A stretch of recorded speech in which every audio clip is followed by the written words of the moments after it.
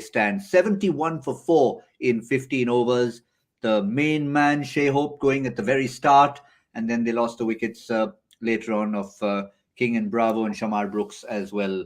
Nicholas Pooran is there on 29. He's been joined by Jason Holder. But again, it looks like an uphill task for the West Indies to get the 266.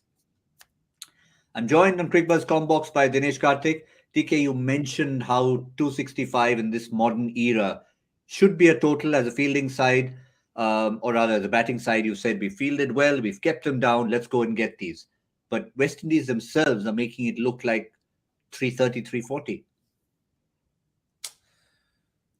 I think it boils down to skill levels. And right now, the West Indian top order, I think, is finding it really hard to cope with the idea of how one-day cricket needs to be played. I think they're lacking in some distance as to what they should be doing in ODI cricket, and I think that is something that they need to address. They certainly do, but you can't take away from the fact that India bowled beautifully. It's about having the skills, as DK said, to be countering that at this highest level. And Deepak Chahar added to the side in place of Shardul Thakur. Outstanding, showing the kind of movement, the away movement that we're used to seeing from him. It actually got him wickets, 2 for 32. And then when Prasidh Krishna was handed the ball first change, once again among the wickets. So it's really again been an effort from the entire squad of 4 who have bowled so far. True, I think all 4 bowlers who have bowled so far, the medium pacers, 3 medium pacers, have done a good job. I really enjoyed Deepak Chahar because he could swing the ball both ways, and you could see he bowled out, and then brought the ball back in, but didn't get a wicket. But you can see he's able to swing the ball very well, and it's always a good art to watch on cricket. When fast bowlers are able to do that. Add to that the skill of Mohammad Siraj, the ability to bowl an outswing and then to bring the ball back in. Prasidh Krishna has obviously been the find of this series for sure in terms of fast bowling. I think he's been outstanding. So it's been great. It's been a really good start again by the bowlers, and one of the areas that we have constantly spoken about is the fact that we want wickets, and that's what these boys have done very well today. Certainly have. And again, it's about bowlers playing slightly different roles. We know we talked about Deepak Chahar, Shardul Thakur being kind of like-for-like replacements. But the one difference is Deepak Chahar is more likely to bowl at the top, be it T20 cricket or even ODI cricket. And that's exactly what Rohit's done, given him a nice long spell at the top.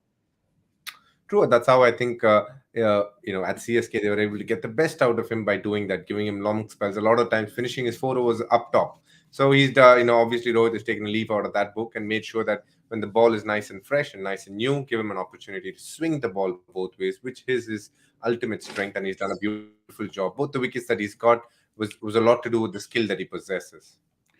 Now, we've seen another wicket fall as we've been talking. In the past, we used to sort of attribute it to a Comm Box curse.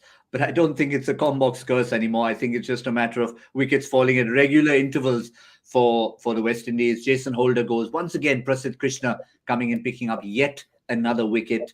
Even before the Holder wicket, there was that one mini partnership that was starting to get going. And Prasidh Krishna once again broke that. Yeah. That's again skill, because you need to understand that at the end of the day, if a bowler is able to obviously come and break partnerships, that's a very, very nice feeling as a captain, that you tend to look at that bowler slightly differently. We've seen Shardul Thakur do it at innocuous times, get a wicket, but Prasidh Krishna is looking really good because he's able to move the ball. The bouncer seems to rattle batsmen, and then he bowls the full ball at decent pace. So it's great to see how he's setting up batters.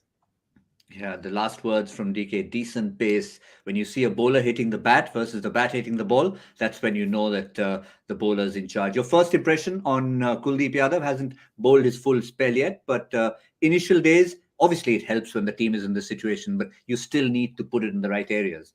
Yeah, he's looked good so far. I think the 2 overs, the first 2, obviously he went for 1-6, but that can happen. But then he came back well in the next over. So he started as good. I think his start has been steady and good. So that's a bit of a tick box for him.